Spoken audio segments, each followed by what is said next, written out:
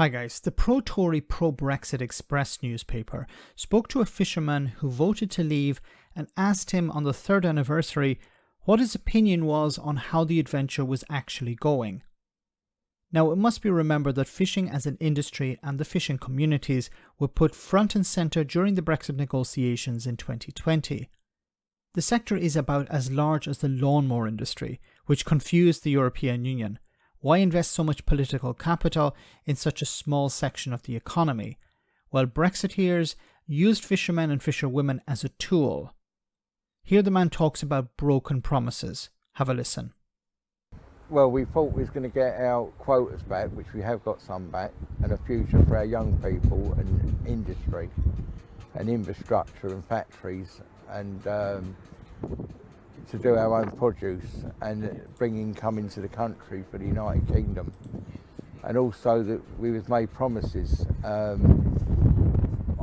based on this, and obviously they're now umming and ahhing whether we're actually going to keep our 12-mile limit and 6-mile limit to the boats we've got, and they just let a lot of foreign boats back in here fishing.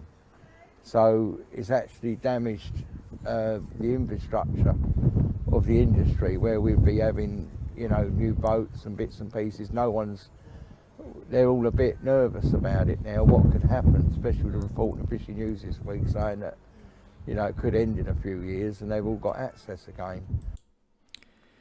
Okay, there are two things to say about this. First of all, the consequence of Brexit being, one of the consequences of Brexit being that it's more difficult for the fishing men and fishing women to sell their fish into the single market.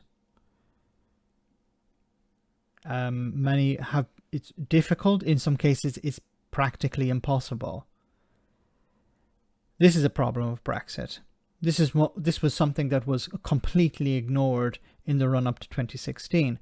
And of course, the other part being trust, being lied to, being told by people like Boris Johnson, Jacob Rees-Mogg, and in particular Nigel Farage. And Nigel Farage travelled the length and breadth of the United Kingdom in the run-up to the referendum vote, going to communities like this one, speaking to people like this man, and telling them everything will be fine, everything will be wonderful.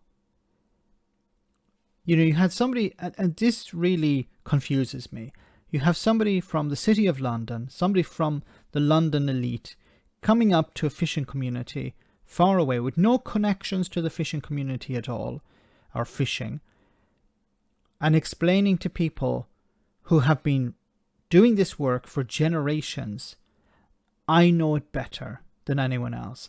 I can guarantee you that once we leave the EU, everything will be wonderful. Everything will be fine. You'll be able to catch whatever fish you want. You'll be able to sell it wherever the hell you want.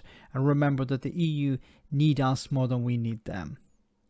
And I understand that in many fishing communities they were struggling and they needed a bit of hope. But Nigel Farage was not the one to deliver that hope. And the follow-up to that, of course, is why are these people not angry with the liars, the charlatans and the crooks? Why are they not angry with Jacob Rees-Mogg, Boris Johnson, or in particular Nigel Farage? How is that possible? Really, generations of fishing families destroyed because of lies by Brexiteers, and still they cling to the idea that maybe Farage was right, or maybe things will get better. But they have no anger. And I would imagine somebody who came to me and lied to me, told me that, sold me the idea of sunlit uplands. If I could get my hands on that person, if they destroyed my industry, destroyed my community, and that's what they did. They're the ones responsible, not the EU, no one else. It's the charlatans that sold you this dream.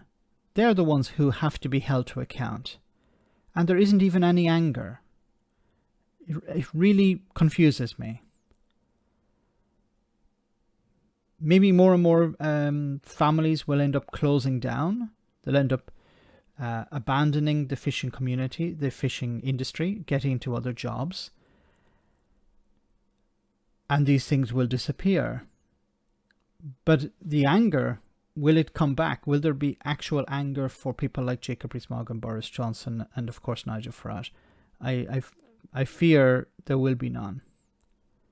Let me know in the comment section, guys, what you think about all of this. As always, your comments are greatly appreciated. Thanks a lot.